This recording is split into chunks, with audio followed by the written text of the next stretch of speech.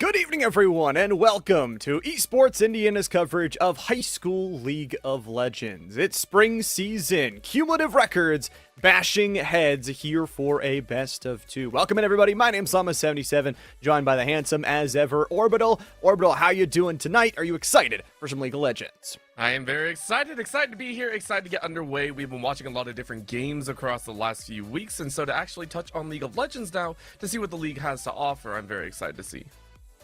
Yeah, and a little bit of a different format than some of the competitive. Instead of the best of three, instead of a super long series, we get a best of two. So there are ties as a possibility. There are also sweeps to earn yourself some extra seeding points. For Ben Davis, we got some background information that you might see that record and say 0-1. Okay, why don't they have some extra games? Well, they actually expanded their PC room and now have enough PCs to play League of Legends. So a great opportunity for these kids.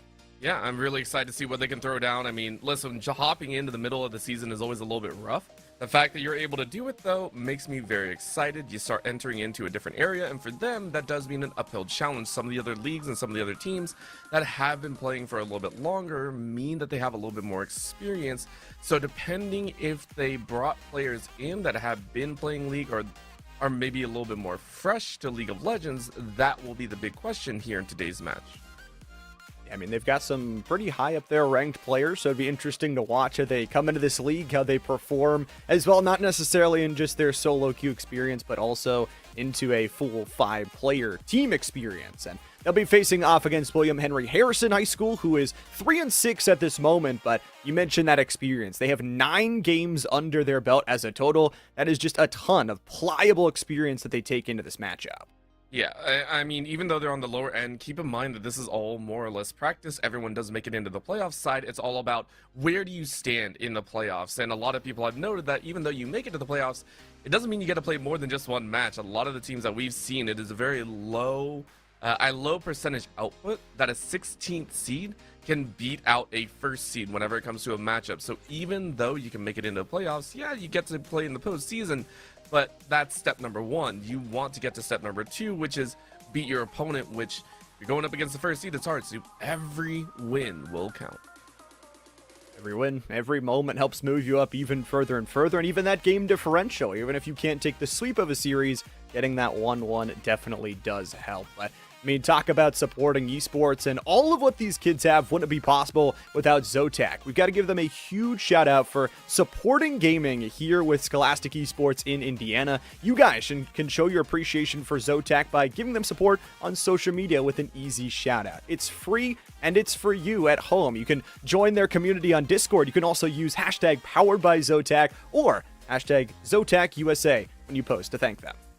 Very, very kind of them to go ahead and give us the opportunity to kind of be here and be able to cover a lot of these matches. Obviously, we only see a couple of the games throughout the season. I mean, there are so many games played on the back end, and hopefully in the future we can give a show for almost all of them. We would love to be able to give every single day if possible.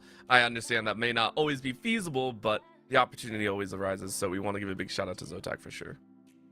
I mean, definitely giving the support, and obviously you talk about all those different titles we've got here at Esports Indiana. If you're watching at home and you're interested in League of Legends but also interested in what else we have to cover, make sure you follow here, turn on those notifications for every single time we go live. You'll see that clicker rotating down below. That's how many game titles we have during a current week. And Orbital, enough time waiting. It is time to get ourselves into the pick ban. Yeah, we'll take a look at how this goes. Again, for those that may not be as experienced with League of Legends, I don't think we've shown it on the Indiana Esports Network that much.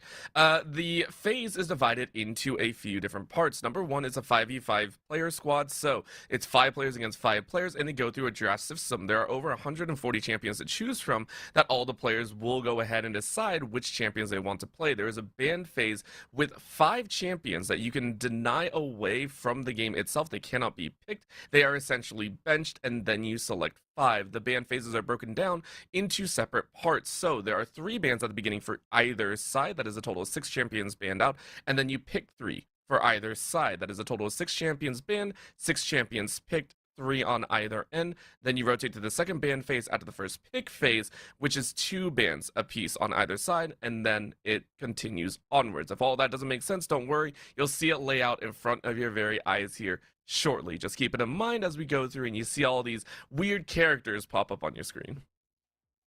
Yeah, I love the ban phase, and also one of the special things about it is because of the format we're playing, there's no duplicate style champion. So if you've watched Overwatch or some other different titles before, you can have matching, mirroring things on each side. In League of Legends, you cannot. So if somebody picks it, well, the other team can't pick it. So that goes into the strategy of everything. Do you target your bans towards one player specifically, something generally, and then, towards your picks? Are you picking something that you're just really, really good at, or maybe your opponent is very, very good at and you're maybe a little bit okay at? Yeah, and there's always champions that always feel like they're on the rise in what we call the meta. These champions that even if you're not really good at them, you can just overpower your opponent on. There are some that are very, very staple to the current playstyle, and some of the players here I know for a fact are going to be really, really good about that, learning how to play some of these champions and learning how to apply them. Every single rotation and every single what we call patch day brings around a different set of champions that are going to be stronger and stronger, or maybe weaker and weaker, as the game is constantly refined by the devs. So that's what we're kind of watching for. We are still waiting, I think, on when they're actually going to get through this. Normally we start seeing some of the champions roll through by now, but maybe they're taking their extra time just to make sure they're going to be good to go. Yeah, making sure that these teams are got their full selection, their coaching staff behind them, and of course them as players as well, ready to get in towards that pick and ban. So as we get on the edge of starting that as well, you talk about some of those changes, obviously going here into this new 2026 season. Last season, there was a big thing called lane swaps, where your bottom lane would go up to top lane, and they would just kind of do a little flip-flop. This time around, they've added quests into League of Legends where, it makes you preferred to stay in your lane, which I think, is pretty exciting to see not only how the players engage in that and how the players disengage from not doing those lane swaps that were all active last year. Yeah, it was a weird thing. If you've seen League in the last, I would say 2 to 3 years, you've actually seen some of the quests actually come into play. Jungle had a quest where you had to take, I believe, 40 camps, and then you get upgraded abilities in there. For supports, it was an upgraded item in their own tune. So there are certain things in there that can cause a little bit of a shift. So now it's expanded mid lane. It's more based on how much damage you do to the opponent. You get upgraded boots in the top side. You get extra XP and all that on the bot side. For ADC, it's a lot more gold. So all these things do come into... It's basically an extra boon to work with here. We are waiting to see as we get into the draft side of things here. And I think William Henry actually ended up forgetting to ban out in the early stage. So unfortunately, they lost out on that first ban. For Ben Davis, though, they take out the Fiddlesticks, a really good all-around jungle champion that is very annoying to deal with if they get ahead. Yeah, and especially, there are annoying jungle champions, and Fiddlesticks is definitely one of them. Just being able, I think of Nocturne, Fiddlesticks, just two of the basic ones that limit your overall vision of the game, limit your ability to play around it. So I don't hate that. And, maybe for WHH, they also could have just skipped the ban. Maybe they don't want to ban away anything and don't want to really restrict their own pool, but I could also see that they just missed it as well. So Ben Davis getting into their second ban now as the Fiddlesticks fully locked in and the first jungle champion taken off the board. Yep, slowly kind of chipping away at those, and it looks like they are taking a little bit of time. I wonder if William Henry are just really, really confident. That is another thing that you like to do. You like to play a little mind game. You like to be annoying against the opponent, which is 100% fair if that's what William Henry like to do. You basically say, we're not worried about anything, and we also want all the champions available to us. There is something to be said. No team has really done this, but there are champions where you don't really want to ban away because you want to take it for yourself. It's essentially, if you watch The Incredibles, it's the when everyone's super, no one is, you get to play that card. But it's the Cassiopeia on the other side for Ben Davis, very targeted. A lot of these AEP scalers heading into that jungle mid, both banned away. Yeah, the cast is a good one. I think at least this one. We are getting word that the might need to restart the pick and ban just because of that missed pick and ban. So we'll go back to just our beautiful faces here for a second. But kind of break down again just the little bit of what we saw that cast, even though it's more of a neutral meta pick, like you talked about with the Petrify, it does take a bit of skill to pilot, so taking it off the board is pretty interesting in targeting that specific champion map pool. Yeah, Petrifying Gaze is one of the strongest and last remaining, I think, full AoE CC abilities in the game. There are quite a few, don't get me wrong, but this one is one of the easier ones to land. It's an AoE cone. It just lands in front, and you are very, very annoyed if you get hit by the thing. It was a lot of CC ability for the Cassiopeia. Same with the Fiddlesticks, though. The Crow Storm, one of the oldest in the game that can essentially fear everyone, do AoE damage, and control the entire battlefield. These are all champions that revolve around pressing R, gaining an advantage into the game. So I can recognize where Ben Davis are kind of focused, saying, we don't want to allow these easy CC buttons, and I will say it's a right call from them. I will always say that CC wins games. If you want to win a game and you're not exceptionally happy about how mechanically inclined you are, go for the CC abilities, go for these easy, what we call the wombo combos, and take a win there. And, champions that even if they don't scale well, they still have that ultimate button no matter what going into those team fights. But really good points. We are going to get ourselves back to a short break here real quick, as we set up the pick and bans for map number 1. Don't go too far. IHSEN will be right back.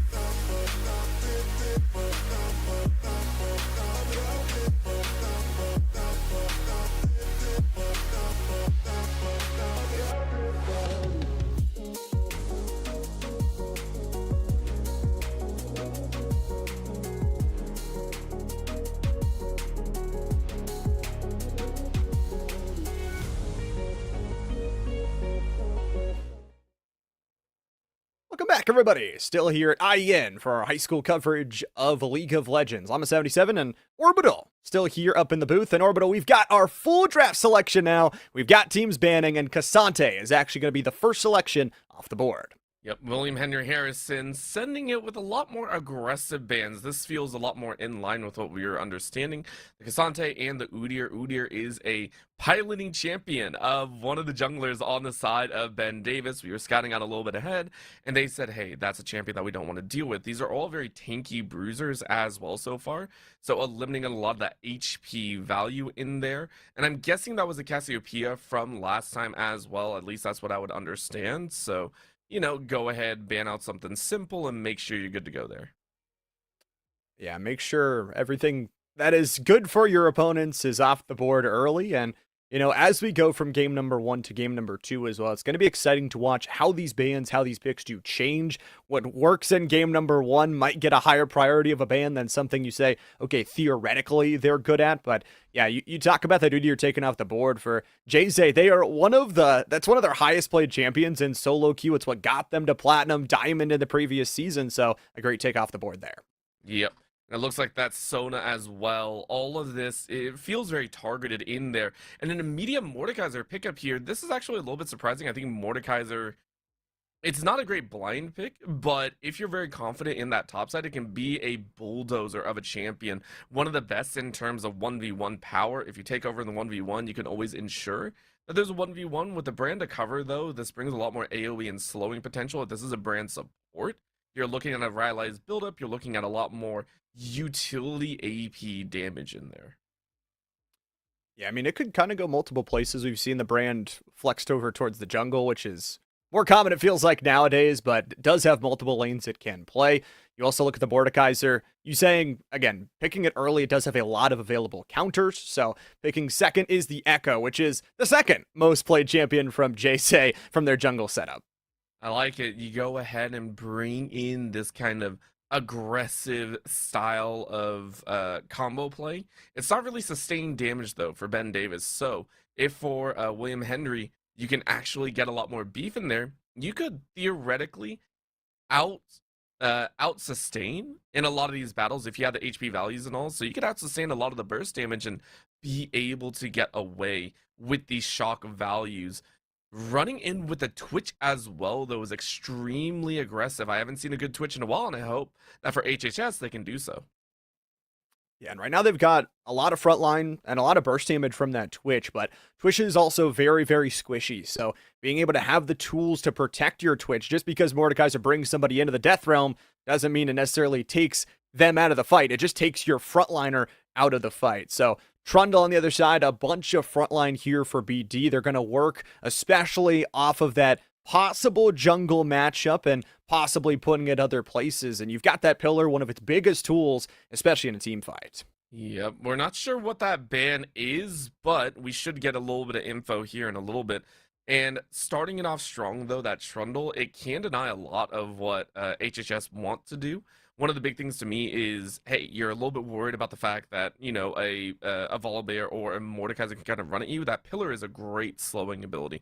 It's an ASOL to ban, so targeted at that mid lane. I like that call. You get a lot of the AoE out. And for HHS, they get a last second ban in here. I'm curious what it is. Looks like it's going to be the Ashe and then countered with the Lux. So back to back there, kind of different picks there. The Ashe, it's got the arrow. It's one of the strongest in the meta. You can scale up in team fights. You have the ability to hit that, again, the arrow, which charges up very, very quickly. So some support targetization, some very scaling targetization with that ASOL, and then Caitlyn going to be the last thing off the board. So HHS really targeting specifically that AD carry pool, trying to avoid anything that they think BD will play. Yeah, and then picking up that Misfortune, looking for a type of Wombo style here. I don't dislike it. You don't have a lot of setup for this Misfortune, which is very reliant on an ult impact, but it's not a bad one to grab. The Morgana at the end, though, this is, again, a very standard style. If you have a carry like this, you go ahead and grab the Morgana and you give them the Black Shield and they can get away from any CC abilities. The Vigar at the end, though, is a bit of a surprise. You're expecting them to rush in. I don't disagree. That's a brand mid as well. Okay, so Wombo versus Singular kind of walk over them. This is an interesting comp on either side. I think it's going to be really interesting, but because it's going to come down to Jace and see if what they can do from the Echo jungle position. Because honestly, I'm a hater of Misfortune. I don't know. It feels like every time that ultimate misses, like you lose your entire team fight. And when you don't have a setup CC ultimate to back it up, like you mentioned, it can be so hard to set up. That being said, I mean, they've got a ton of damage. They've got the front line through Braum. They've got the Trundle for those team fights. So if they can land those wraparound pillars, I mean, it can change everything. But I mean, the problem is there's going to be some sneaky looks on the other side too. If you look at this Mordekaiser and Twitch combo, they can hide in the shadows and pull you into the death realm and then just burst you down with that Twitch on the outside. Yeah, this is actually a very scary notion if you do grab someone like the Brand, if you grab someone like the Trundle, or like you were calling, grab that front line. Make sure to grab that Braum, and they're already gone from the battle, and all of a sudden that Twitch can rip through them. My eyes are still drawn to the fact that they are going to have to play in the shadows there. So for me, for here at the IEN, I am going to be watching how they individually perform in the lanes. I want to see all these players be able to step up, make sure to CS properly, get a lot of those minion kills, get those stacks going in there, and get that gold generation moving as quickly as possible. That is one of the big things for me, at least, especially when looking at that Vigar at the very end. It's a big stacking champion, infinite potential, and how much ability power you can get if you're farming appropriately. I mean, yeah, I mean, you go down to the base fundamentals. That's what a lot of these players are still just trying to build structure on top of each other. And although when you talk about the overall compositions for Ben Davis, this is only their second match in IEN because they, again, just got that brand new esports lab upgrade, finally able to play both Marvel Rivals and League of Legends at the exact same time. So happy for them. But for HHS, I think like their composition a little bit better, especially if they can get those earlier picks, if they can get that early CS advantage, especially through the Vigar. And I'm honestly excited to see this Volibear. I feel like it's such an underrated pick that can come in, can turn off those towers, can get really good dives that can then activate the damage of the Twitch and the Vigar. Yeah, the only downside to a Volibear generally is the clear speed. However, the clear speed is actually pretty dang good. And so it's if you can clear fast, if you can clear faster than this Echo, then you're good to go. It looks like we do have the spectator delay, so we're gonna take another 2.5 minutes in. And so give ourselves a little bit more time to talk about this. The Volibear is gonna be good, and namely though I am gonna be looking on the other side. If this Echo can shut down the Volibear, then I'm going to have a lot of questions, right? If there are going to be problems on that end of, hey, the Volibear is going to run us down, it's up to the Echo to actually punish in the early game, track where the Volibear is going, and then make sure the Volibear can't actually play the game. You were talking about shutting down the towers. Well, if the Echo gets solo kills and they start punishing the enemy jungler, all of a sudden there's no Volibear to worry about. And it's interesting, you talk about the ideal way to shut down this Volibear is through vision. And I think one of the best tools that they do have is, again, they've got the Braum to help them search through some of these jungles with that extra shield in front of them. You've got the Trundle, who is very, very tanky, and in skirmishes where he's looking to just take vision, he can drop a ward and then drop the pillar behind him and escape for absolutely free. So you have a lot of tools to go forward to take vision, and that's why it's going to be interesting to see who gets priority on some of these early neutral objectives as well. For especially the dragon stacking, you look at a lot of tools, especially for BD, to hold you inside a pit. If you get stuck inside a Drake pit with a Trundle pillar on your head and a Misfortune ult straight over the top, you are just going to be dead and dusted. So really critical is those team fights for HHS. They need to snowball it off of those early solo performances, but at the same time, they do have a lot of frontline and a lot of sneakiness. Yeah, I'm hoping that we are looking at HHS and they're able to kind of push their way into a battle. But I do like what you said. The ability for BD to be able to kind of corral the opponent, not just in Dragon Pit, but Baron Pit, and even in an open lane, you can do this. The cross-section that can come from a Braum Glacial Fissure into a Pillar, into a Misfortune ult, and not only that, the bounce with the Pyroclasm from the Brand, these are all abilities that have a lot of great utility when everyone is bottlenecked. And you look on the other side, it's a lot of bottlenecking. Twitch is going to be standing in one place. The Vigar will probably be in the same. There's not that many members that are going to be moving in two different directions. So I want to see BD be able to pull off a team fight. And in that same sentence, I want to see the side of HHS. I want to see them be able to keep the carries alive, whether it's the Vigar getting ahead or the Twitch getting ahead. I want to see that Black Shield on the right character that is going to stay alive and carry the team to victory. And I'm honestly excited to see, how this Twitch plays, because it feels like a lesser piece in the meta, because Twitch is so squishy. If he doesn't have the tools like that Black Shield to keep himself alive, can be easily exploitable, especially in a bot lane 2v2. But that bot lane 2v2 could honestly decide a lot, depending on when Braum uses his shield, when that Black Shield comes up, and how much damage can the Morgana get on top of everything Twitch is able to do, along with those different bush plays. That is going to be exciting. It's a best of two, and we are in to map number 1, loaded in. Getting in there as soon as possible. I like it. I like it. I like it. We got I Hate Cho'Gath in the top side. Very fun name. Mango Friend in the jungle. Ice King in the mid. Doctor in that ADC position. And then Toast Stolen on the Morgana for the side of HHS. Nothing but dirt on my shoulder. Interesting to see the names, and me above all in that top lane position running the Trundle. We've got the Echo on Jakesay on jungle. We've got Pokemon Geek in the mid lane running the Brand. Mimi on the Misfortune down in the bot lane 80 carry, and Pocoyo on the Braum.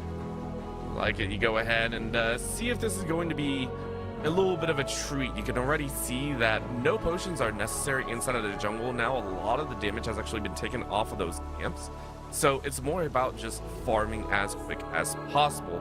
Blue buff start from Mango Friend on this Volibear. I think that's a little bit non-standard. I do believe you usually start on the red buff and get the auto attack damage down, but It is going to work in your favor either way. You try and clear as fast as possible. For Joey, though, on that Echo, starting off the Raptors, trying to clear it as soon as possible. I like. And honestly, it's going to be pretty exciting to see this Echo. Again, we talked about Joey, what they've been able to do in the ranked side, not on the high school side. On this Echo, lots of success, and that ability to fight, that ability to brawl, like you mentioned, is going to be ever important. Getting these early laning phase, though, again, I'm really focused on that bot and that mid. Who wins out? Who gets that CS duels as well? And, you know, especially down here in this bot lane, who hits level 2 first? Yeah, taking their time and making sure they have the HP bars available, but so far it is going to be even CS between the two. I like that quick first strike coming out of Mir. First strike is a very silly one. I don't think it's very standard on a Misfortune either, but it does get the damage. If you're good with the first strike, you can get a lot of extra damage down, and does amp up damage on the first target you strike. So see if it works. That is going to be a nice one going into that fight, though. But Shogat saying, hey, I get first blood. What a wallop to the back of the head. And that is just beautiful. Nice little takedown of first blood as well. You get it, especially in that top lane Mordekaiser. Now, it was flash for flash, so you do get those even duels. It's a possible reduel coming from Joey if they can rotate back up to that top side and find themselves into a retake position. But boy, me above all is going to lose so much, not only in the CS fashion, but also dropping that first kill makes you a lot weaker. You have to go back, you have to buy now, and eventually, when that Mordekaiser goes back to buy, he's going to be much more powerful. Yep, it's a scary thought, and I'm curious to see what they do offer to buy first. You can already see that you can aim for a little bit more aggressive. I also love that both top laners opted for that Ignite. It's a very aggressive stance. You get the free TP anyway, so you're not too worried about that one. But the fact that you're opting... Oh, hold up. I'm in the root there on Mir Mick, and it is a possible jungle look from Joey to try and wrap this around. Trying to play just close enough that they get the jungler in time. Another root lands as well. Mir has to be careful. By the time this is gone, the Twitch is the further one up. Can they catch the doctor is the question. Joey's in the backside, finding the early damage on My Toast is Stolen. They will get the flash out of the AD carry and the second summoner spell as well, but they just don't have the damage. And if Joey overextends here, could cost them their life. Mir trying to go, another good root, and guess who's here? It's the Volley Bear, ready to slice and dice with the bear claws. Flashes in, and Joey, just one more auto attack will do him in, but under the tower, the bear doesn't have enough. Very, very close to everyone dying, but a nice sidestep away from HHS. And Ben Davis able to keep themselves safe. That was very dangerous on either end. Mango Friend being able to join on in and get a little extra help in there. Keeps Doctor as well as still Stolen back at that bot side. And a huge part for them is they have a massive wave. They can push that underneath the tower. It can go to waste so the Misfortune isn't able to get anything. I would say a pretty decent win for the side of William Henry. You look at the gold lead already, it's about 500. Mainly that just being from that first kill coming up from the Mordekaiser. But all that was going on, again, a redirection from the Volley Bear. He's going to start clearing toward his top side again. There's a lot of wards. There's a double red ward line down through that top side river. So a lot of vision control right now for Ben Davis. Yep. For Ben Davis, it'll also take a little bit more time for them to amp up that Echo. Still waiting to get their right opportunity. Had to recall on that one, so they're a little bit further behind the curve. I don't know what they're going for. It might be a Nash's tooth, but wait and see. Mid lane, good damage coming out of Pokemon Gate. I like that they've chunked Doctor a little bit low, so the one big thing is off of that previous jungle engage on this bottom side, Doctor does not have their flash, but neither does Mir Me. So as we get into these later phases, it's a punish up top here. Joey's going to try and come in, but they are only level 4, and the Mordekaiser is level 6. Me above all, not level 6 either. But that big damage, just a big thumbs up. They walk away from the Death Realm. Now they're going to try and burst it down. Mango Friend is here. Shield is nice. Me above all taking extra damage, but they'll get the kill on back. And now Mango Friend has to deal a 2v1 without the health bar to pop it. No level 6, double kill for the Trundle. Well done for Me above all. one for all at that point, or all for one, I don't know. But that is a huge win back. We talked about how I Hate Cho'Gath was able to get a win earlier in the 1v1. Well, Me Above All just got a huge boost in the econ, and that subjugation, that ultimate that steals your stats, steals your attack damage, your HP, your armor, your magic resist, it's not going to be good for the Mordekaiser if you are not careful. Really big win by the Trundle. Huge overall, and that also puts them right back into a success point. You look at the CS advantage that they've built up too. 15 CS advantage, now has the 2 kills, and we'll have to escape for the Trundle. Not much on the mana bar left to go, so we'll escape. We haven't really focused on mid lane at all. They've kind of just been slapping each other with the early magic damage that they built up. Right now, a single level lead for Pokemon Geek over their counterparts. And, I mean, you're not really worried about that one. I think for Pokemon Geek, you're actually pretty happy because you look at the creep score right there, 55 versus 34. You have a lot more gold in your pocket, so you're building up into that Archangel, which will be Seraphs at the end of the day. It's a huge win. Same for the top side. So really, you're doing okay for yourself. Dragon now being taken by the side of Ben Davis. They're trying to collect as much as they can in a lot of these parts. The longer they play this game, the better it's going to feel in terms of just outright damage control. In terms of CS control as well, I mean, we talked about that top lane CS gap, but also almost everywhere else, they've got a pretty big CS advantage. And you know, that level advantage, nice from Doctor from this bottom lane skirmish. Hits level 6 first, so has the spray and pray just in case anything goes too wild. They haven't really gotten back to buy since the beginning of that game, only just that single little dagger in their inventory. It always feels bad when you see like a single item in there. You're just like, hi, this is all I have. This is great. It's just a weird one. I also want to say, I just realized Me Above All bought a refillable and the longsword. I think that's what they started with. So that was a very interesting choice. Topside though, Cho'Gath getting jumped on. So he's back, ready to go. Me Above All trying to force them down, and already the ward is down. They've got the minions to help defend them, and it's going to be a nice pull back in. Joey has to pop back into the time warp. And all of a sudden, can they stay alive in the death realm? One more big hammer will do it. And there you go. Mordekaiser evens things out 2-2. And there's going to be a chase down. But there's nothing that the Trundle can do about it. Nope, and that's the rough part we mentioned before. With the Mordekaiser, you can do work. Maybe get it to revenge. Try and jump on him here. Big ol' shield, though, once again. It has to use the flash. Flash for flash. A double kill back. Oh my goodness, what a good job from this top side. That's huge. Big dubs around. All of a sudden, Cho'Gath saying got 2 early kills. Don't matter, I'm going to win. And another binding on the bot side. We're starting to see kills kind of flood in. The damage on the Doctor, who loses about half their health. Does get that nice shielding from My Toast Stolen. Ooh, does have to flash away. Had no minions there. Side of the turret shot. But a little bit too far, and it is dangerous. The amped up towers tend to do a lot more damage. You used to be able to get more tower shots in there, and it can do a lot of damage in there. You just have to be very careful about how close you play. Come the later levels, you're not too worried about it, but in some of these early stages, it is devastating. So nice grub take on the other side, though. Mango was able to gather a few there for themselves, so the tower taking pressure from IHSEN will be much larger. Grubs for them, nice little start, and especially if you can stack up double of those grubs, it makes that Rift Herald just so much better. Once again, I Hate Cho'Gath up at this top side will try and fend off. Joey spending a lot of time trying to put pressure on this top lane, and all the while, that's just giving Mango Friend time to go, time to take all these neutral objectives, time to clear. Ben Davis did get Drake number 1, but it's a single Chemtech Drake. I don't know that that's going to make the difference. Yeah, give him a little bit of time, no big deal. And honestly, I want to see the pressure change from the top side, maybe more towards this mid and bot side. You can see the current gold layout. This bot side is leaning in favor of Ben Davis. That's where you can focus a lot of your power. I'd say try to allow Me Above All to just work the map as much as possible. The more you go up there, the longer you give Cho'Gath a lot of chances to get that 1v1 kill and get stronger and stronger. At this point, try and get the other players in the lead and see what you can do for them.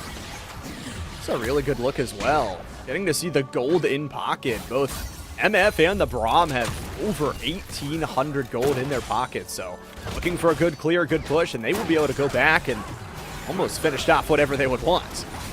Good airborne, good stun, good ultimate, and Doctor is put back into the shield, but will survive. That was a bit scary as well. Doctor being able to get away is comfortable with that barrier, but I mean, that's a whole scary slide at the end of the day, because, you know, if you allow yourself to get locked up like that one, you're in trouble. You got to be very, very careful about how hard you play. Ice King, but trying to dance on the edge there, trying to find a kill on a Pokemon Geek. That would have been the chance topside, though. Tries to pull him in. This is the grab, and so we'll pop the shield and head for the hills because there's no minions to help fight it. So, bot side here, no real mana from either one of them. They're finally going to get the back they want. They might get pushed in on this wave and lose a bit of CS, but with the 24 CS advantage the MF already has, is going to go back and buy everything. Okay, so I haven't seen this before. Okay, so they accidentally clicked. I was about to say that was a wild one. 4 crit cloaks, that gives you, I think, 40% crit. That's great. You have no attack damage to work with, so this makes a bit more sense. You meant to click crit cloak plus serrated dirt. You're going for the collector build. On the top side, Cho'Gath already completing their TP. Their quest line is done. Huge dub for them. Good look so far. I mean, for both these two teams, I think finding success points through the start of this game through the first 12 minutes. Nice route there from Stolen. Doctor wants to go. The ultimate is back up. Joey is in the area. How long can they bait them in? They've got the ward to help. Echo going in here, sets the time stop. Stolen has to use the flash to get away. Ice King back in mid. It's going to be a 3v3 down here on bot side as Mango Friend sets to join them on the wraparound. He's blasting beams from the sky, trying to go, and Mango Friend is level 8 here. So we'll try and go in, just trying to frontline. And now comes Doctor against the wall, not the place you want to be. Aru comes in, and Joey falling low, down to half. Can they escape as the spray and pray has already been utilized? Gets the black shield on Mango Friend as the chase down is there, but Joey comes back in. Dice and slice for 1. Huge chrono break there, plus the dash in. Really nice pickup to recognize that Mango didn't really have anything else in the bank. Free pickup there. Now you get a turn for Dragon once more. Ben Davis showing a very nice penchant for keeping a lot of this game in their cover. It might not be a lot of kills. The global pressure that they're mounting is pretty dang good. We're kind of trying to solo this Drake down here and at least hold them off, but it won't work. And a duel on top side again. Me above all. Low HP, but finds it. I really like what he did there. So the Realm of Death, Mordekaiser ultimate, draws you in the realm and actually steals stats. 10%, or I think it was like 5% of your stats, 10% at the higher levels. So what Me Above All did is waited for that Realm of Death and then subjugated back and stole the stats back, which was a higher amount. It was HP regen and everything. So you get amped up stats than you normally have. Now, I don't know if that was what they meant to do, but that is how it works. So Me Above All was able to out-sustain against Cho'Gath. Really well done. Sometimes better to be lucky than good, I guess, and finds their 3rd kill of the game. 6 out of the 7 kills have been in this top side of Me Above All. 1 second has stuck around for too long. Mango Friend can't get the finisher. They're not going to get a kill back. So 3 plates, a kill, and back to base with 150 gold bounty on his head.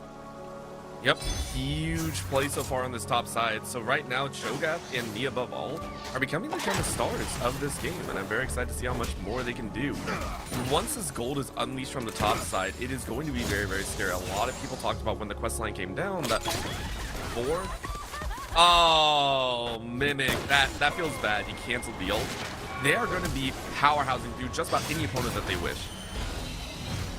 Right now they've got control, they've got the lead, they've got the gold, and they might have another kill up top side. Cho'Gath is deleted as Joey comes in to janitorialize it. Me Above All having that extra ult. Now a Glacial Bitter on the bot side. Rushing in from the Make It Rain, they've got a little bit of defense. Doctor roots him up, and bye-bye. The spray and pray was there, and Pokeyoyo will have to leave here on this one. It's a duel up top side for those grubs, but Joey's got the clear level advantage. Pops in, Chrono's back, Mango already down to half, and this duel not great for either, but Mango down to 1 shot, and Joey's got another. Skindon having that double up on the auto attack every time you use an ability. It's a huge on-hit proc. And having that ability to just kind of slap around an opponent is huge. Not only that, Mango Friend doing the exact same means you're very squishy, so a huge boom over to the side of Ben Davis, who are looking stronger and stronger in this game. They've got a really nice lead. We talked about that already, 3,000. But now they've got first turret down in topside. They've got pretty much full control of the map as well. Shall they need it? And they've got some looks down here, down on bot side to try and help each other out. I think that's one of the strong sides right now of HHS is this Vigar into bot side. The problem is they don't have the ability to make plays right now. None of those players have their flash. Actually, nobody on HHS has a flash. Oh, doesn't matter. Good late. Ice King, comfortable spot. Went for the Rod of Ages and still had the punch at the very end. This Vigar's starting to become a scary thing. We said it's probably the strongest place, and even down 40 CS gets the 1v1 kill. And we're going to do this topside duel once again, aren't we? It's Death Realm. Bopped very, very early. Me above all is just going to wait for that shield to expire, wait to pop the ultimate, and now they've got the damage boost. Hitting him with the shot. What is all it takes? And once again, drops the Mordekaiser down on the missed Q. Huge dub for Me Above All, and it's becoming very apparent that Me Above All is going to be the mainstay player. 4-2-1 on the top side, massive gold advantage, and will continue to do so. It's only going to continue to expand up. Now another chance at a chunk, though, on the top side of the map, or kind of taking a look as Mango Friend is trying to cut off the resources. And I don't know that you win this. Gosh. This is a 4-level difference from the Trundle here. And yeah, Mango just absolutely beaten with a stick to the ground. Finishes off that wave. Don't want to stick around too long. 350 gold bounty shutdown on your head. That is not something you want to give to I Hate Cho'Gath. For the bottom side, though, still relatively even. You've got that CS advantage, but the level advantage is not there. I fully expect Me Above All to continue this play of consistent win factors, always being in the right place at the right time, farming it up as much as possible on the top side. I don't actually see them leading. I talked about them entering into team fights, but no, you can draw enough attention down to yourself at some point. This is going to be a huge win for Ben Davis as they're now circulating Joey to just kind of stay in that region.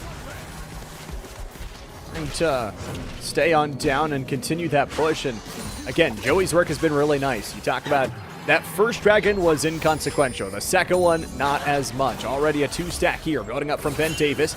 Consider root again. Doctor has been really good at landing those long-range shots, being able to put them in the damage control. But with the health bar, I mean, you basically got to back up now, hit that recall, and leave this wave to the Wolves. Yep, gotta give it up. Mimic is starting to become a massive win factor. The Collector is huge.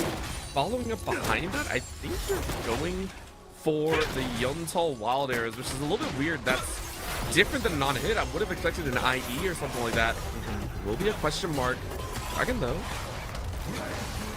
We're going to play it. Maybe a burger flip here. Man goes in, red team gets it. And it's going to be Ben Davis with full control. They only need 2 players here, by the way. My Toast stolen, trying to go in. Joey's got the chrono break, gets the health on back, and they're going to take another down. My Toast is stolen. Well, can only shield himself for a second, and Joey will follow up for more. Me Above All, solo kill. Pokemon, another. And Ben Davis has truly found their space with another stun over the wall. There goes the Vigar. Joey rampages him. Double kill from the Echo, and 4 fall. Make it an ace. Massive dub for Ben Davis. And we mentioned that Joey is a monster, but Me Above All is stealing that spotlight. This Trundle is one that needs to be worried about. I think it's only going to continue. You can see while Mimic as well as Ho are on the bot side, it doesn't matter. It feels like Me Above All is already hitting the inhibitor tower right now. This is a fast-paced, what looks to be a close way to end the game. I mean, if they can keep up the speed, it is going to be rapid and fast. No Void Grubs here for the overall push on the Rift Herald, but little does it matter. That Rift Herald is going to get them basically 2 turrets worth of value. Ice King, their one strong point, will try and take down Joey. Gets the stun, gets the chrono break back, but jumps right back into Mango. Takes him down, but doesn't live to tell the tale. It's a 2-for-1, the shutdown through mid, and that Brand should be able to finish off the turret. Really, really well done, though. It's a pick, and you're still getting the damage down. So I think it's a worthwhile trade-out in a 2-for-2 at the end of the day, as long as you're getting tower pressure down, right? For Ben Davis, that's all you really care about. Spray and pray being used here, but it's going to be enough. Glacial pressure goes wide. Oh, what a binding. I mean, the damage is just insane. The roots are unfathomable here, and both are going to fall on down. It is one strong point here of HHS. Their twitch, their damage, and the ability to land roots has been very solid. They're even going to pick up the objective bounty.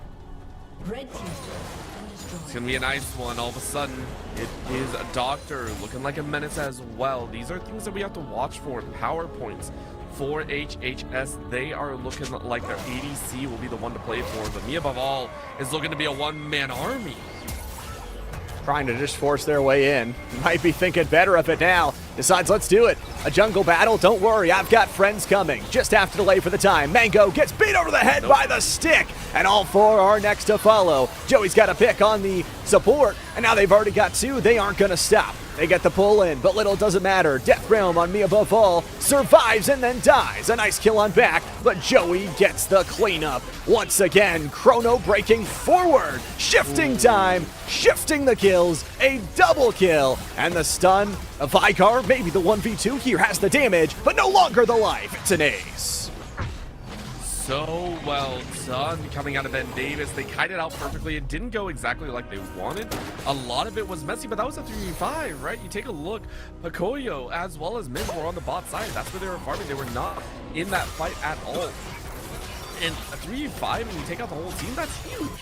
Joey and Pokemon Geek being able to beat them at the very end, recognizing their own power here, really, really well done. That is huge gold influx for them.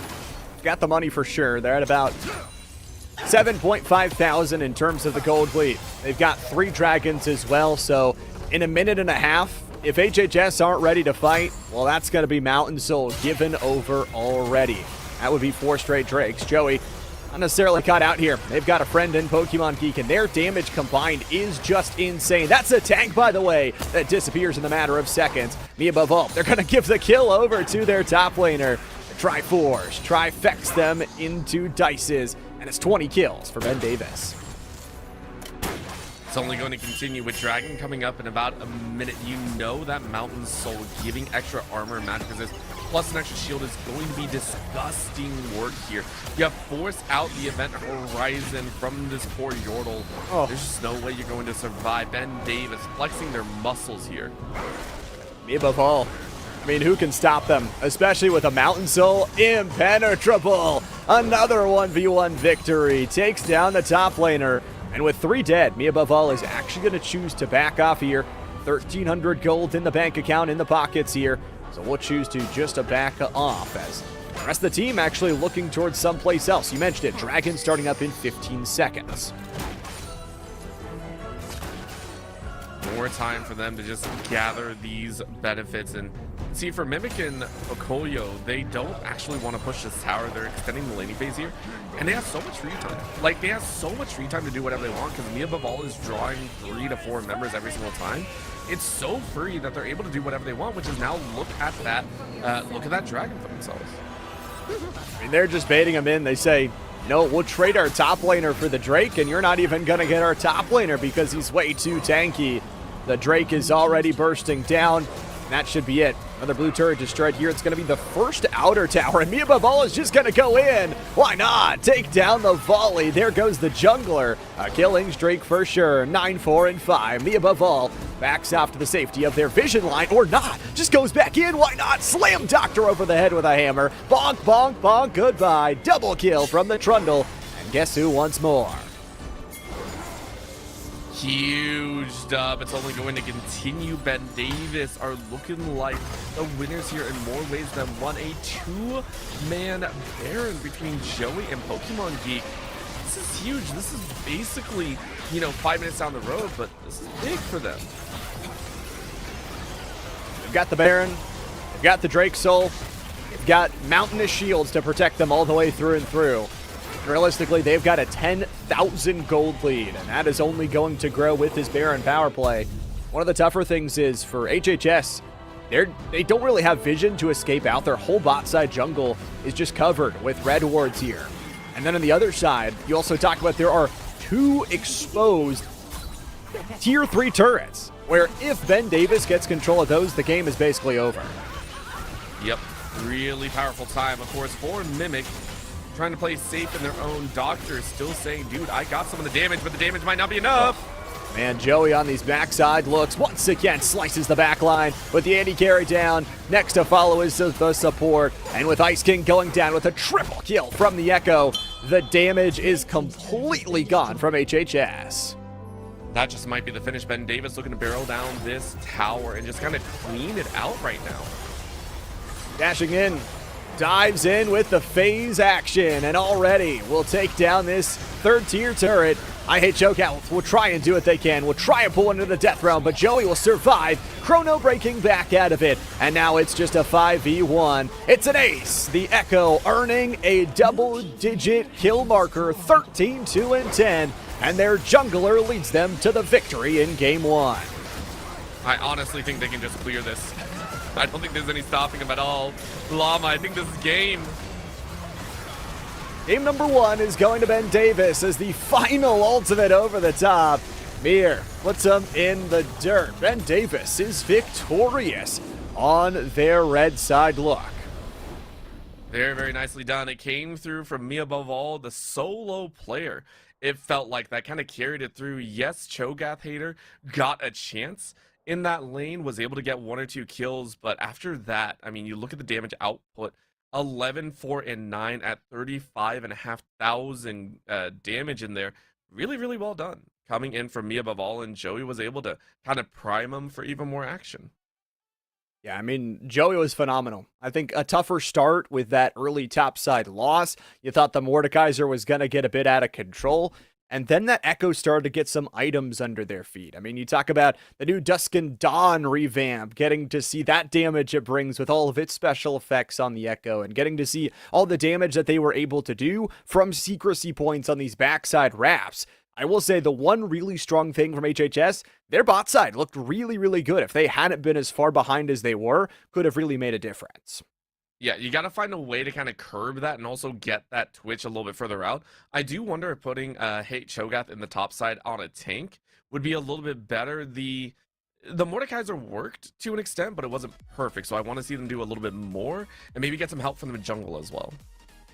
Yeah, I mean, overall, it felt like the Volibear was good on his clearing speed and was doing good at taking objectives. By the time that they were going into a team fight, just didn't have the kills to back it up that the Echo had done, or had really affected really much else of the map, had tried a few mid dives that didn't really work. The Vygar had a ton of really, really good plays as well. But now it comes down to this. Unfortunately for HHS, you can't win the overall series, but you sure can lose it. So you go to this game number 2 with a revamped ban system. You try and set it up for success and try and get the tie at the very least. Yeah, we'll see what's going on as we go ahead. We'll go to a very short break. I think once they're ready, we'll get right into it. So just give us a few more minutes and we'll be ready for game 2.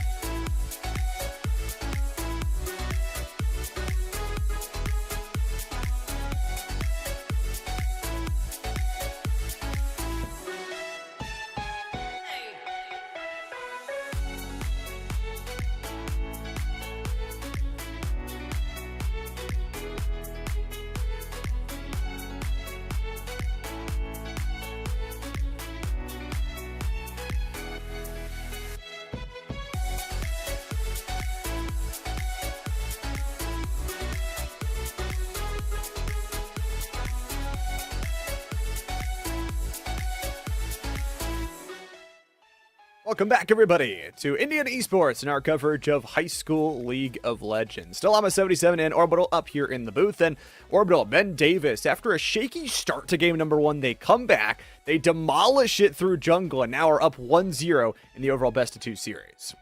Yeah, Joey hopping into that top lane mix and allowing a lot of power to come through for Me For All, who just started taking over on that Trundle. It was a very painful one to watch. If you're the Mordekaiser, you pick the Mordekaiser first, you were like, hey, I'm going to win, and then you get kind of ground into just metal scraps at the very end. So for Hate Shogath, you had the right idea. I think the Mordekaiser had its place, but against a Trundle, I don't think it's going to work out. You need to save that Mordekaiser pick for a little bit later. And now that question is, we go back to this kind of pick and ban phase where the teams will get sort of a revamped idea of what they want to do. They get 5 new fresh bans, 5 new fresh picks on the overall Rift, and now the question is, obviously that Echo was not fun to play against, but is it enough to ban away the Echo and the Udyr and the Cassante right at the start, and maybe you leave something else open? I am a little bit worried about that call because I do wonder if the Cassante is even worse. Yeah, I mean, if Me For All is even better on the Cassante than anything else, I'd be, a little bit worried about that one. So, take your chances where you wish. As you mentioned, though, the Udyr as well is one that's just, you could toss it up there, but I think overall it's gonna be tough whichever way you go. I think Ben Davis came out and they showed that they can play exceptionally well, no matter which area they are kind of putting the carries into. Yeah, it felt like they can kind of just play on anything. It felt like the Misfortune was a little bit lackluster towards the start, but found some really, really big ultimates towards the end of things, especially in those team fights, which is where you want your Misfortune to succeed. And their whole top side won. I mean, although their mid lane and bottom lane didn't get as much action, I mean, it was a jungle and top side showcase. So if you can shut down those 2 aspects of things, could make things a little bit easier. And especially talking for HHS, they went into the last ban phase, kind of banned away all those 80 carries in round number 2. They weren't super worried about that. I mean, I don't know how much they have to change, except just a couple of picks maybe from last game. Yeah, I would be a little bit worried about the brand. I like brand, don't get me wrong, but I would like a little bit more oomph from the mid lane. Maybe something like a Syndra, maybe something, like an Orianna. These have a little bit more catch potential than the brand. The brand requires a little bit more setup. And if your opponent, Ice King, is wanting to play a little bit more range like the Vigar, I'd like something that can reach a little bit further. So, there's some interesting sorts in there for sure. Yeah, well, we will have to wait just a moment to get into our draft. We're going to take just another short little break. Don't go too far. More Indian Esports League of Legends right after this.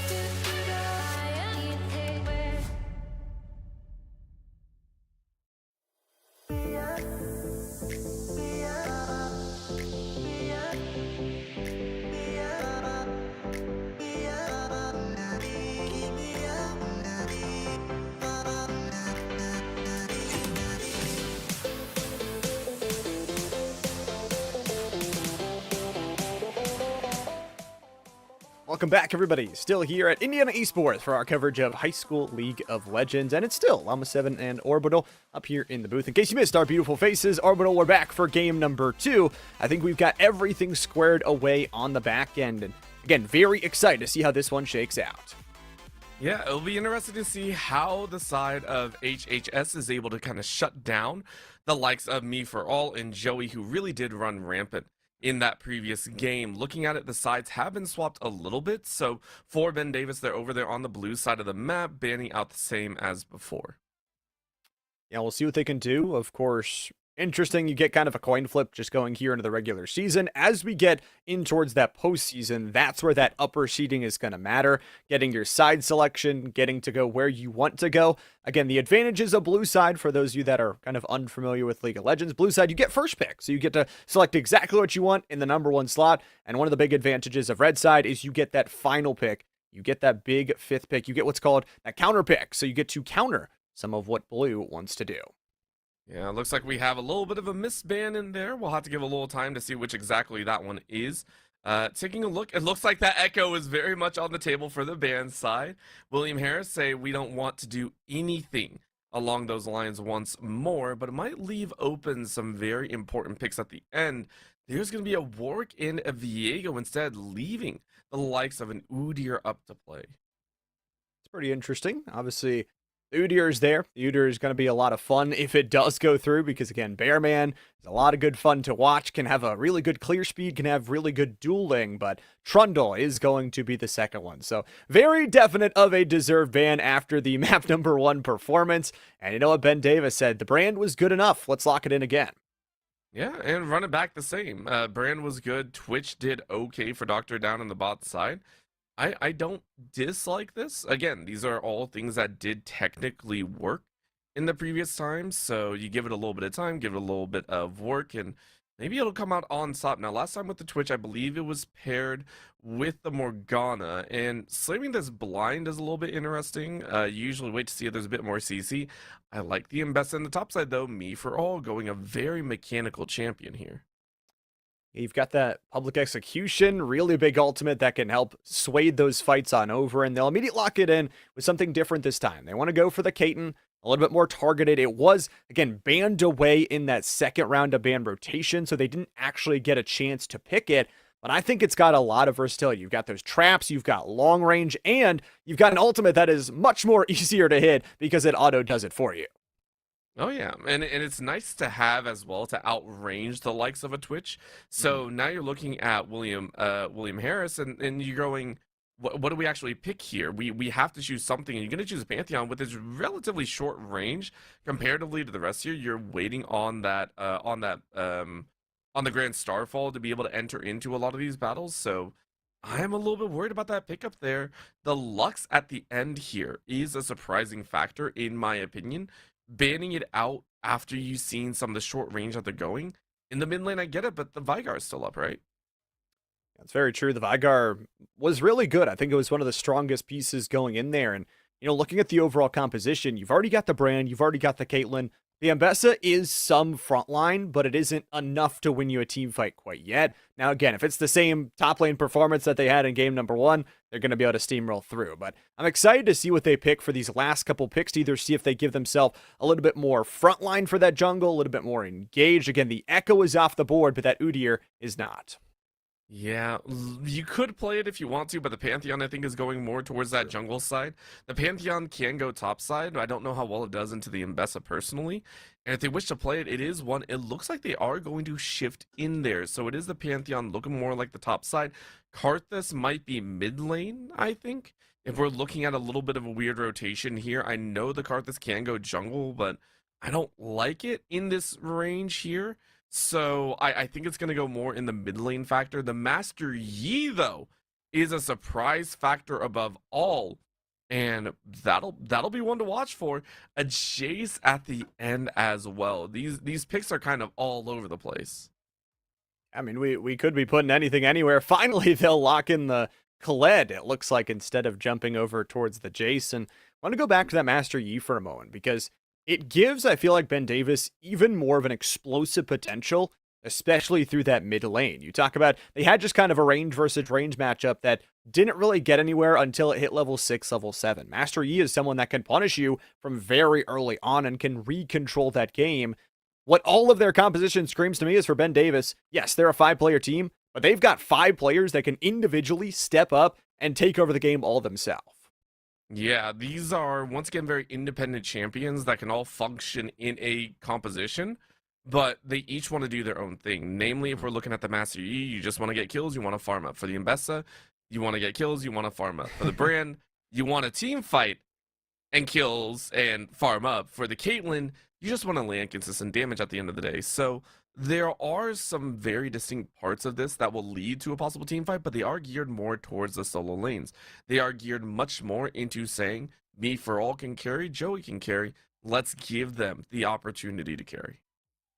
Yeah, give them the opportunity to go. And again, missing just one pick on either side. We'll get to figure out what that is very, very soon. But for these two teams, I mean, at this moment, it's kind of weird because you have this best of 2 format, right? Where you don't get a full best of 3, you don't get a full chance to reverse sweep. And for HHS, they lost that first game. Now they're just looking to try and pick up the tie. If they can pick up the tie, again, it helps them out in terms of points, in terms of match variability going into those playoffs. But if you're Ben Davis, if you can go into just your second week of regular season play because of the new arena they just built and take a win, go 0.500 after just 2 weeks, that will feel incredibly good. Yeah, you'll feel great moving into the rest of the season as well. You kind of put a target on your back for anyone else tuning in and saying, hey, is this a team to watch out for? Sure. But I think they've done very well. And again, recognizing that you can kind of pick on this top side might be a call that they're making. The Kled at the end does surprise me, so I'm curious to see if William Harrison are going to have some sort of extra value. So it'll be fun to watch for. But I'm just overall curious. We're looking at this position for them because, as you said, for Ben Davis, they want to go to a 1-1. Well, for HHS, they might be looking at a 3-7, and I don't think anyone wants to have their season kind of push into the lower realms of the scoreboard like that. Yeah, especially as you talked about. I mean, even through the late portions of the season, every single matchup matters. And, it is about building structure on top of structure. But at the end of the day, I mean, what's a better motivator than trying to go win a high school championship via the playoffs? And you've got to not necessarily win the championship on the day of. You've got to win the championship by winning it 3 months ago, right? Getting preparation and building up towards that factor. Your team that practices for 3 months up to that championship. It just doesn't come on the day of. And we can clearly tell that for Ben Davis, we got some of the background player profiles. They have been playing as a team, not necessarily in IEN, but have been playing as a team in ranked, in other modes, and playing together to build that cohesion. Yeah, you go ahead and experience can do quite a bit. I 100% agree on that one. When you play together for so long, you are able to bring a lot more comfortability to your team squad. And so we want to see this work for them. We want to see this continuous action just kind of get better and better as you learn. Hey, does my teammate like to go in a lot quicker, or do they like to play a little bit safer? Do they like to play a little bit further back? How do they want to play this game? So a lot of big questions to ask here, and to watch them continue to kind of make those motions throughout the next couple of weeks will be very fun. It's going to be exciting to watch them build it up further and further. Those 2 missed picks were the Pantheon on the one side and the Braum on the other side. So nothing too crazy. We saw them hover that Pantheon. They just didn't get it selected in time, but they'll get it locked in here for that mid lane. It is officially the Morgana and Twitch down the bot lane. Kled up towards that top side. And in the jungle is going to be that Karthus. The Braum, the other missed pick on the other side. Again, nothing too super fancy. That bot lane, Caitlyn Braum, it's got good long range. It's got good survivability. And it's got good team fighting potential if they happen to have another jungle roam go down their way. Yep. I am also taking a look at this. Okay, so we're looking at the screen here. There might be some chaos to unfold here if I'm looking at it correctly. So that will be a Pantheon mid lane, if I'm reading this right. That will be a Karthus in the jungle, which can do some work. We know Karthus jungle can clear pretty quickly. But that's a Master Yi, possibly in the top lane, with an Mbessa jungle. All of these things, I was waiting for confirmation. That is wildly different than what we know from before. The Master Yi against the Kled, not great. That can cause a lot of problems. The Brand versus the Pantheon, very Brand favored. So think for Ben Davis, they're kind of trading where their threat potential is and how well their lanes are going to work. Yeah, I think the only thing regular about this draft was the bot lane. Like, what are we doing up there? I thought for sure, like, Mbessa's going top lane, especially with how good the performance was in game number 1. But, I mean, this is a game number 2 where either win or lose, no more second chances after this one. The series is over, so give it your all. But also, for those solo lane pressures, for Ben Davis, one of the nice things they had from that first game was just that CS differential. Their laning, the fundamentals, as you talked about. They were the first to hit 50 CS in almost every single lane, and just that early gold, that early spike can put you so far ahead. Yeah, it gives you a lot of your itemization a lot earlier. I think we usually talk about like 80 CS is the number. Now that's gone up because of some of the changes that have recently come into League of Legends. But 80 by 10 used to be the marker. Now it's closer to 90 to 100 for like top tier or, you know, that comfortable play status. So 50 to 60 at that range, very, very quick on the uptick. I like seeing them be able to farm it up. And on the flip side, I think the only one close was Doctor in the bot side. So I do want to see Doctor try and do it once more. If they're able to make this Twitch work, they're able to get the CS and a couple kills, hey, that can be some magic. And I like that they have a little bit of stability. From game number 1 to game number 2, their bot lane was, I think, their most successful lane. They got a couple of really good, successful team fights down there as well. And that Twitch, especially in team fights, if you can get the rest of the team going, or even if you can get a good push in from the Twitch, getting that Morgana to roam to some of these other lanes, especially mid, can really reinforce some of the other things you want to build upon. And again, one of the other things to note is that neutral objective control. For Ben Davis, game number 1, they just stole all 4 dragons uncontested. The third one, there was a little bit of a burger flip, but basically uncontested on all 4 of them and got Mountain Soul for free. That's got to be something you're looking at as the bottom lane and saying, if our Morgana can just rotate out to help our jungler, that's a much different fight. Yeah, you can go ahead and help them out a little bit. The Karthus does need a little bit of amp up, so I'd actually expect a little bit of roam out from the Morgana regardless. Try and help out, try maybe help on the invades or get a little bit cheeky with it. There's a lot of things that they might have to focus on at the end here to get this Karthus ahead. Now, for me though, I'd actually like to see the Morgana roam into the mid lane and help the Pantheon. I think for Ice King had a good idea. The Vigar was able to get a kill here and there, has the opportunity, but you're not going to get close to the brand. I want to see this Morgana be able to roam in, give a little bit of help on the backhand, and really punch high with this level of skill, if you will, in that range. So I'm very much expecting a little bit more movement from IHSEN in this game number 2.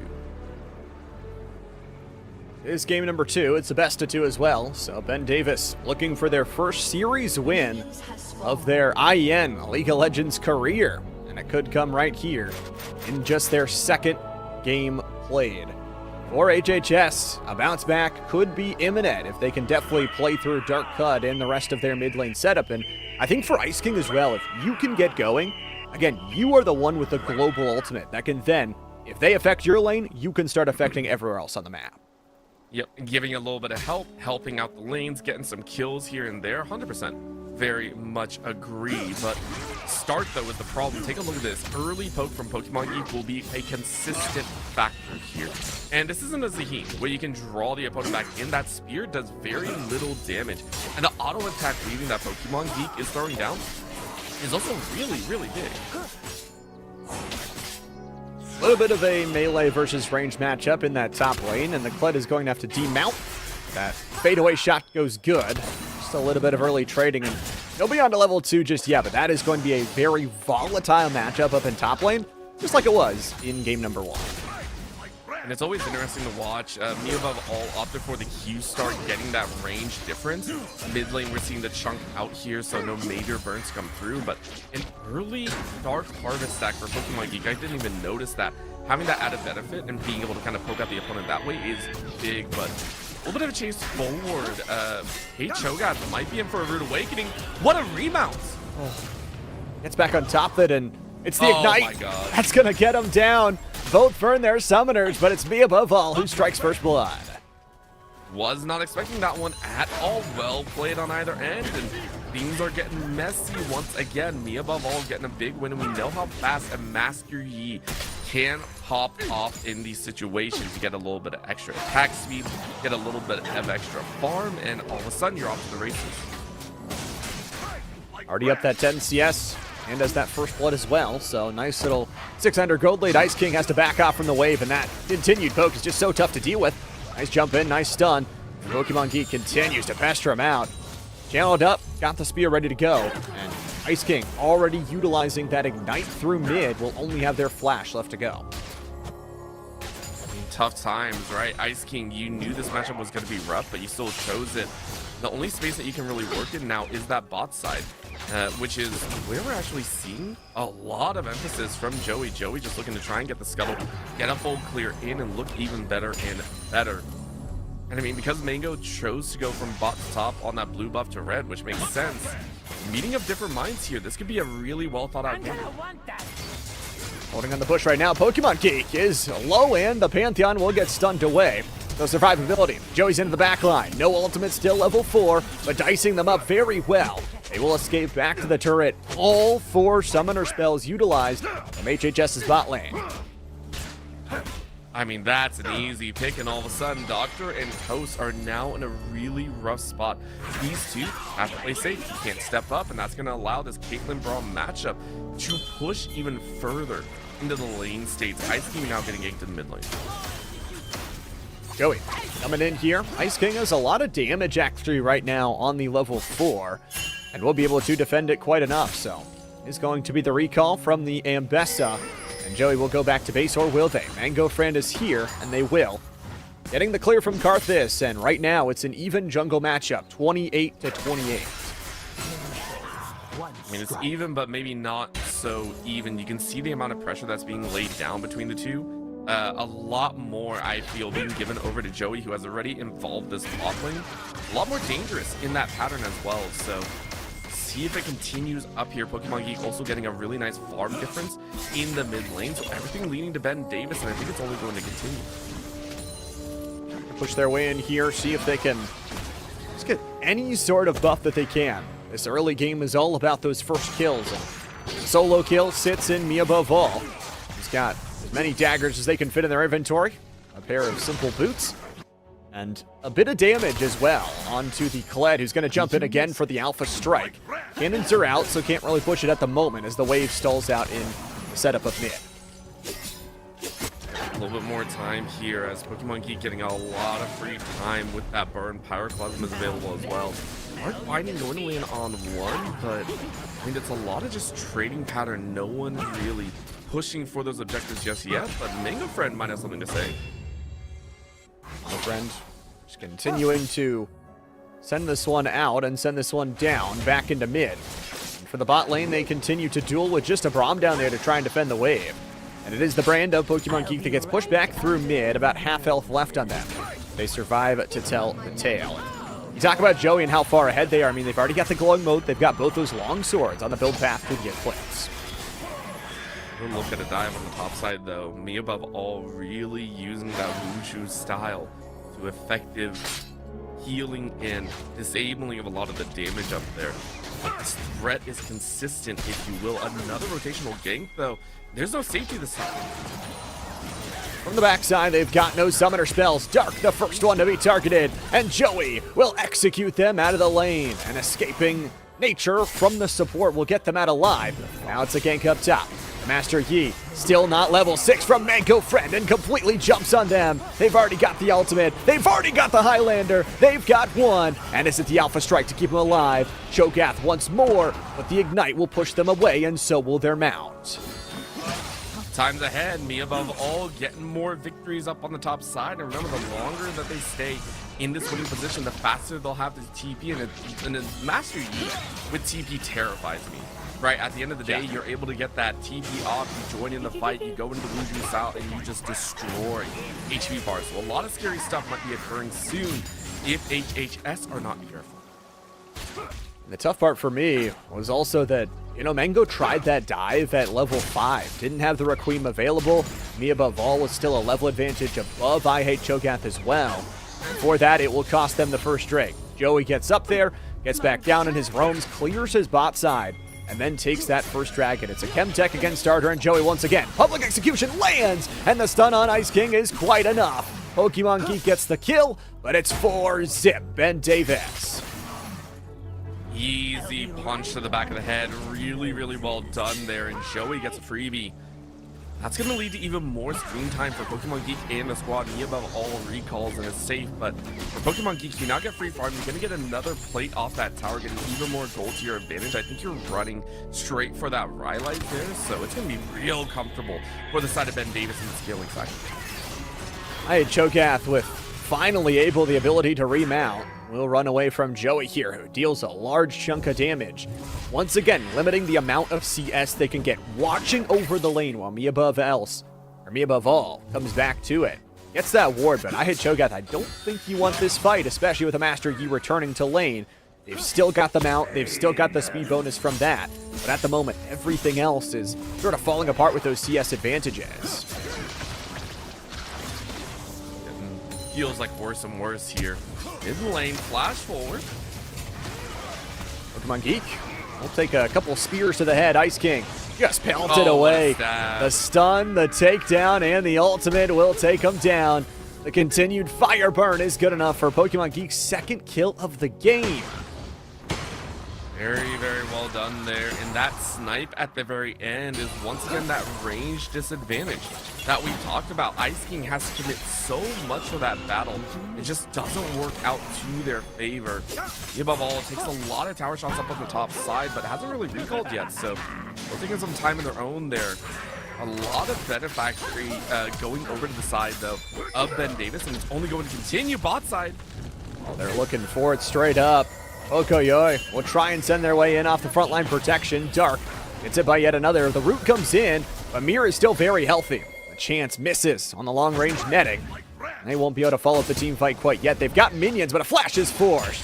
And Doctor is forced to play this lane out with one less summoner, and Joey's coming in. And for Joey, they've done this 3-4 times already, and they're about to do it once more. No man on the side. They walked over ward, and Joey still gets free gank. Oh, public execution still in the inventory, but do they even need it? Slice, dice, and eating at the buffet. Even without the ultimate, it's a double kill to the Mbessa. Up top, it's me above all, who's slicing, who's alpha striking, and Mango Friend is not long for this world. They are level 8 and level 9, and their damage is insane. That is 3 kills for nothing.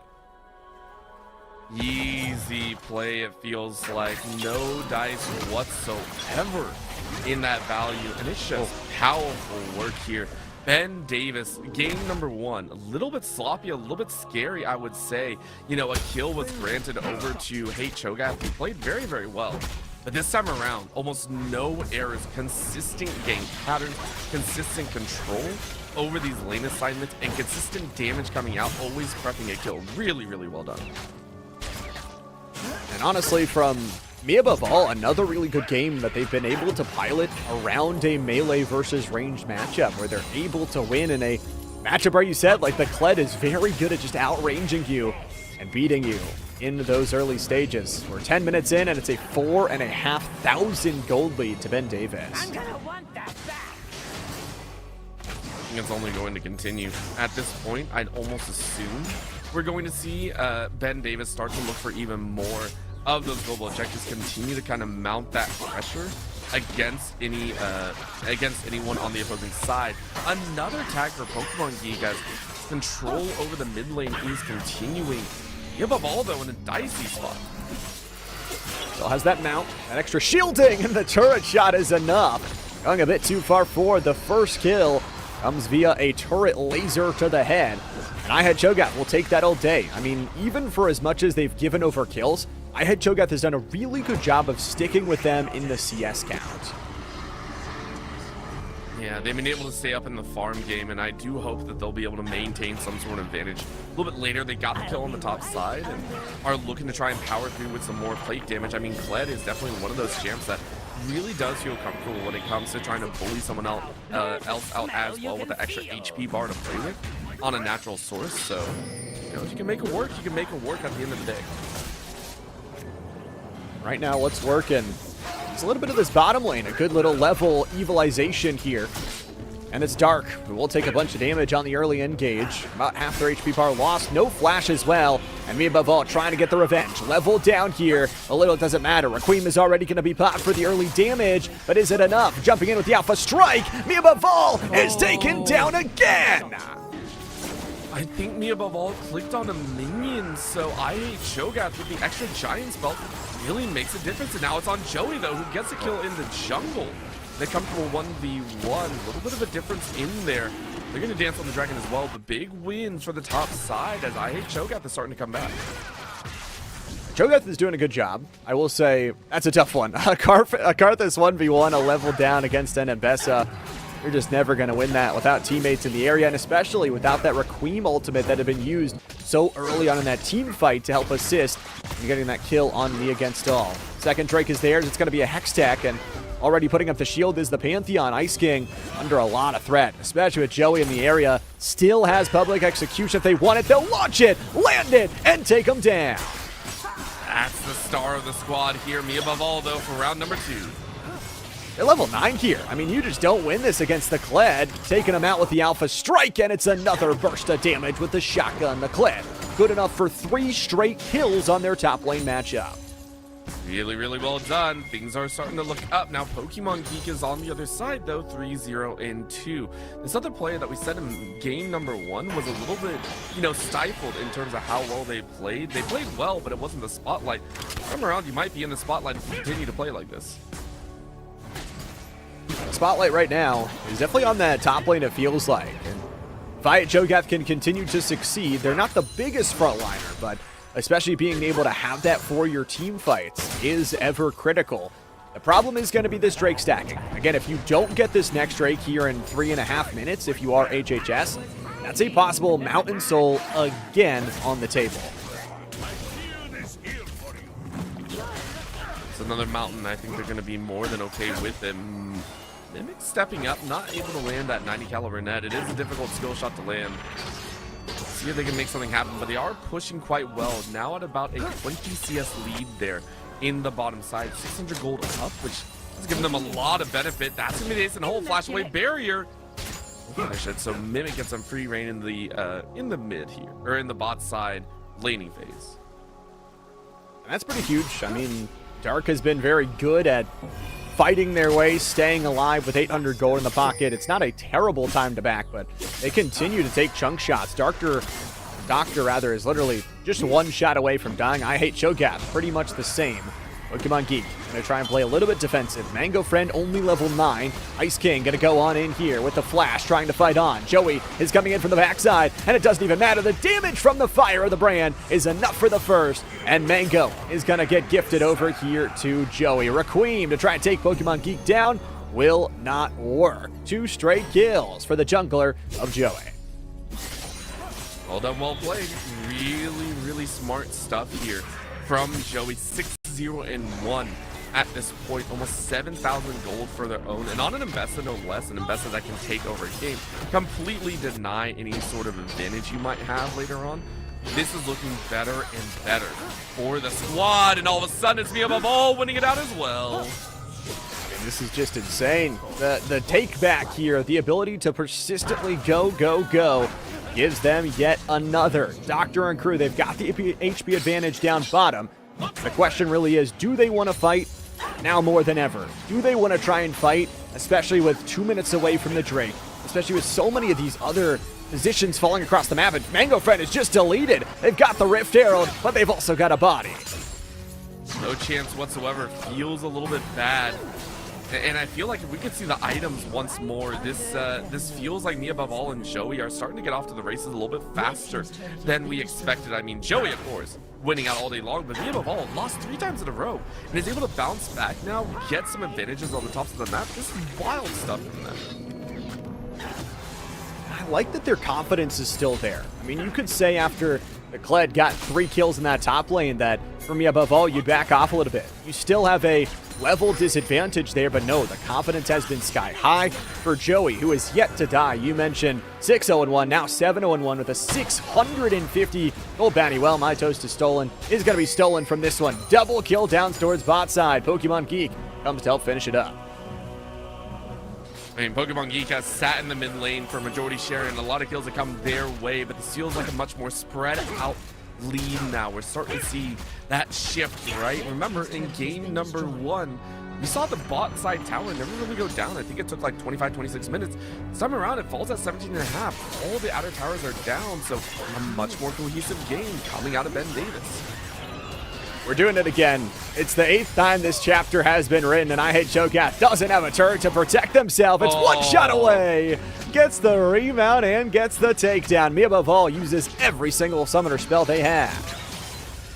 Crazy work at the end there. And I think for me above all, you went for a very squishy build. We still need a bit more amp up, and I think you had to respect the fact that you died one too many times, and that Cho'Gath is actually even out the gold dispensary, and that Titanic Hydra is just pulling you at this point. So you want to see a little bit of weight. This time, though, a nice denial by IHSEN as dive to this dragon, but what? Lands the public execution, and bye-bye. There's half of your damage, and here comes Pokemon Geek to clean it up. Joey is just slicing the jungler as a 3-level disadvantage, and a quick dash of the sword. The axes deal him in a triple kill. Double-digit kills with not a single death from Joey, and you thought that was your Mountain Drake. No, that is ours. Ben Davis on Soul Point. Well done and well played right there. Concise and controlled is the best way I can look at it. Joey never even flinched. I feel like just raw power in there and doing the same here to Cho'Gath. Lands the Lacerate, will head on in, and IHSEN, they're gonna lay the public execution under tower, and Doctor will die for it. My goodness, Pokemon Geek gets them both, but that is insane tech from the Ben Davis crew. Well played, well done, and it leads to massive advantages. Me above all, buried in game number 1. Joey this time, full spotlight to their name, will not end. I feel like it's only going to continue. I don't see it stopping anytime soon. I mean, the gold lead is 11,000. They've already taken down some of those outer turrets. Now their focus is on those tier 2s to build that gold lead even higher. Baron not available at the moment. Me above all, dueling a 3-level advantage they have over the Karthus. And at this point, the toughest part for HHS, they don't even have access to their own jungle, so they can't go out and clear some of those camps to give themselves some of that extra gold. Yep. It's just, you gotta kind of sit here and kind of eat it. You were hoping for a little bit more laning phase, and now the collapse might work, though. But Ice King, I don't think you want to be here. You're down a couple levels. And you got the flash, so that's a good bonus, but you will pay for it with your life. The fire's already good enough, and the takedown is there. Mibavol dies on top lane, and once again, that Kled continues to succeed. But guess who's here? Joey, the undefeated king of them all. And there goes the Karthus before they can get the ult off. It's down the other way, and this Kled in a 1v2, especially with Pokemon Geek and the damage they bring back from this brand, while public execution is wide. But it shouldn't matter. I mean, Baron's available. You can just go take that. Do you want to? I think you want to take out Cho'Gath a little bit more here. I love the posturing from these two. Take another kill. Happy to do it. It's going to be Mir trying to burn them down. Kled on that close range damage. Now dismounted. Pulls out the pocket pistol. But it's not enough. 4 still alive here for Ben Davis as they rotate back in to take this Baron. Now you can look at it. I mean, me above all could TP in, but you got 4 members here to take it. I'm a little bit worried about the HP bars. Joey is a little bit squishy here, so I think he can land a nice spear or maybe a Requiem to come in, but Requiem is still down. No chance, no dice. Doctor, though, might have something to say. Maybe try and land a good spray and pray. At that point, spray and pray is now gone. Objective bounty is there, 1,500 HP. Got to smite it good, and that is it. Blue team will get it. Ben Davis gets theirs, and another public execution lands. Another good lacerate, and another double kill for the Ambessa. Cutting through the opponents here, and I don't think it's going to end anytime soon. Really, really well done coming out of Joey. And Joey now recalling in 3.5 items deep. At this point, I think he is actually going to complete the rest of that 4th. I want to double check, but they might be out of gold. I mean, they are way far ahead of just about anyone else in this game, and is going to continue to do so. At 13-0-5, you can take anyone. I mean, you're what, maybe half a level off of level 16? You're going to be a menace no matter where you go. And the problem is, That Menace has an ultimate that if it lands on any one of your backline, the fight is already over, discrediting the 13,000 gold lead they've built up. And now with the Baron push, you get those empowered minions, more tankier, more damage from the cannon minion, and they are sieging. This siege, I think, with a 3-1-1, it might not be bad. It looks like it's going to be more of a 4-1. You can see the Yi on the top side with Mimic joining up the mid. I don't disagree with this one. I am actually okay with it quite a bit. Now, will it be enough, though, is the question. Oh, a single touch there from the mid laner in Brand. Joey goes legendary and slices the entire backline. They disappear like a good magic trick. The 1v1 continues up top, but the base is falling apart. The Kled is the only one that can hold the door shut. And the doors are being shut on the top side of the map. It feels like Cho'Gath should have been joining in with the rest of the team in the mid.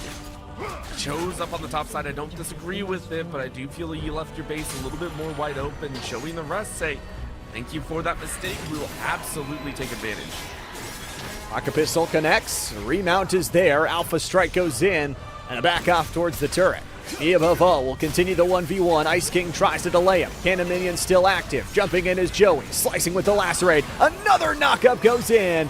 Murr will take the first. Public execution misses. And Joey will not go out of this game without dying. It's a nice Alpha Strike on top of him. Me above all will survive the turret shot, but not the second. It is objective bounties. It is bounties on their heads given over all across the board.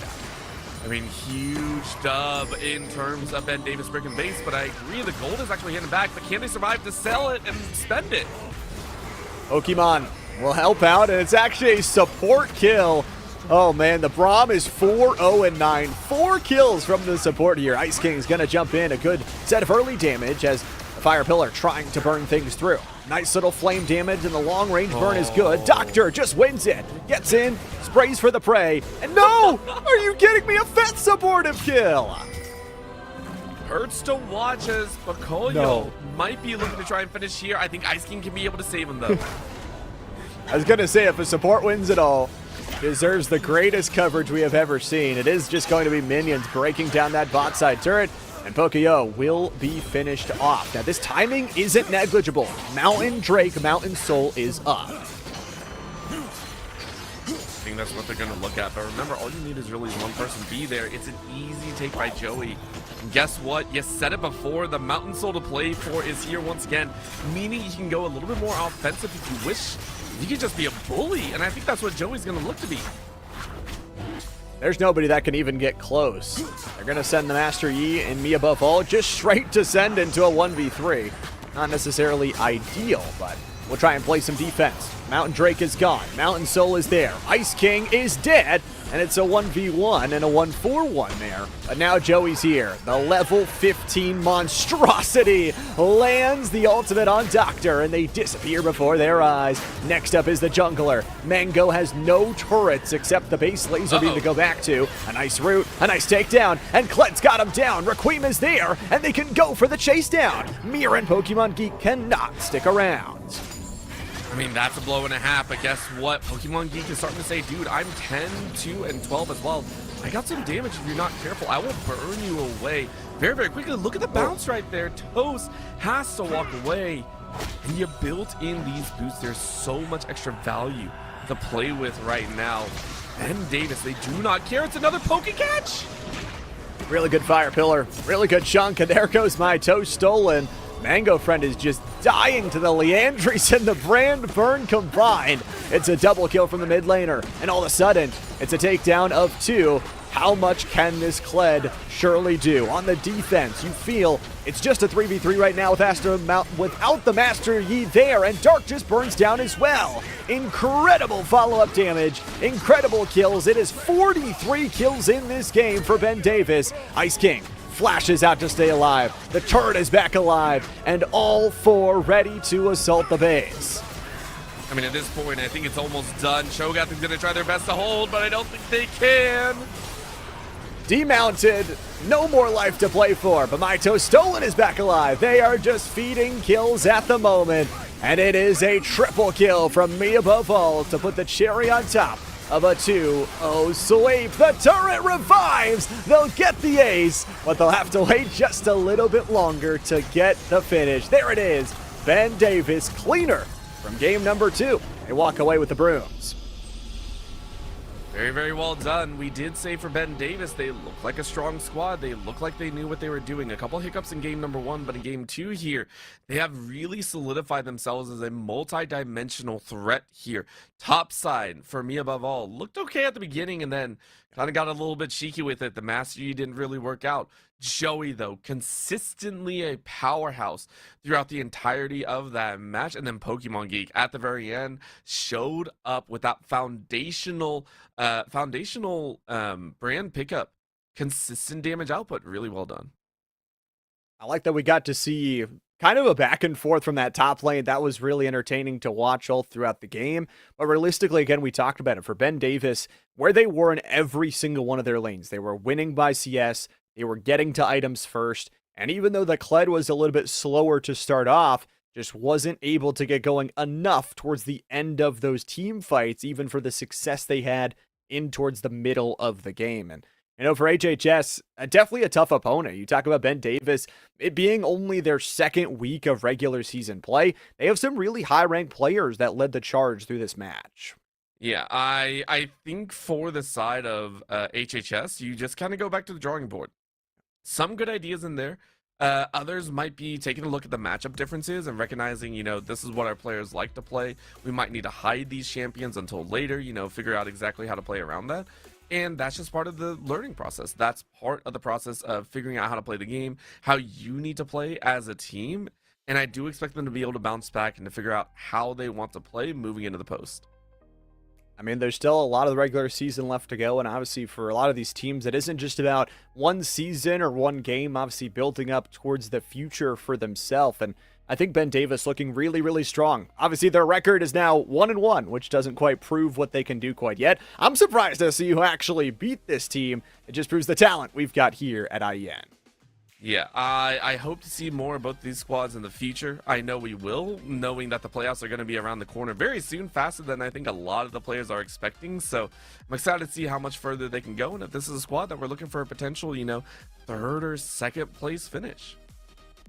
It'd be awesome. It'd be awesome to see how much they can improve. And part of that improvement is because of our sponsors. We wouldn't be able to run IEN without our amazing sponsors here, and one of them being LandFest. This broadcast is part of LandFest's Scholastic Esports program, a program that supports this league and many others. Since launching, LandFest has delivered 300 broadcasts to Scholastic leagues in Washington and Indiana. We provide these broadcasts free of charge to the leagues, schools, and teams we cover. But your generous donations at home make this possible.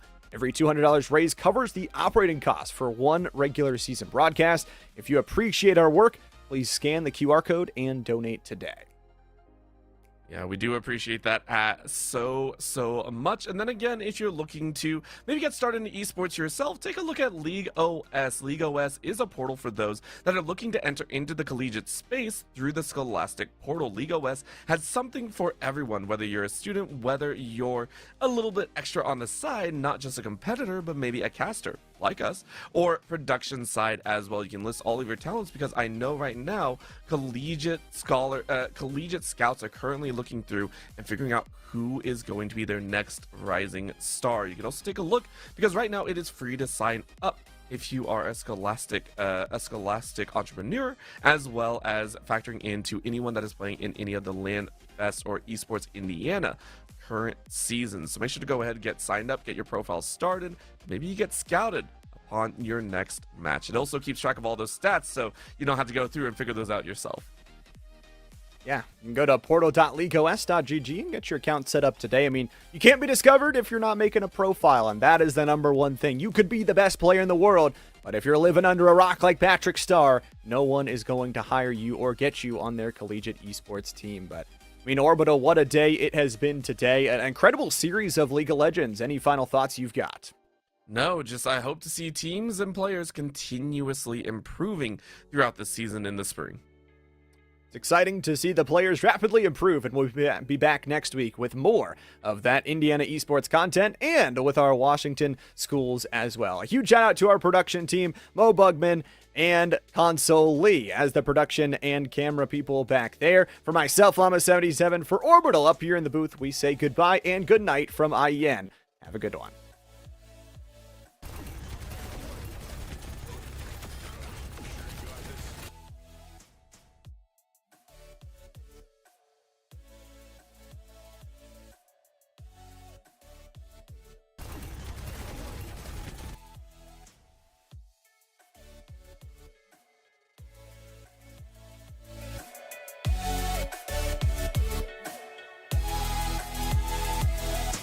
Thank you.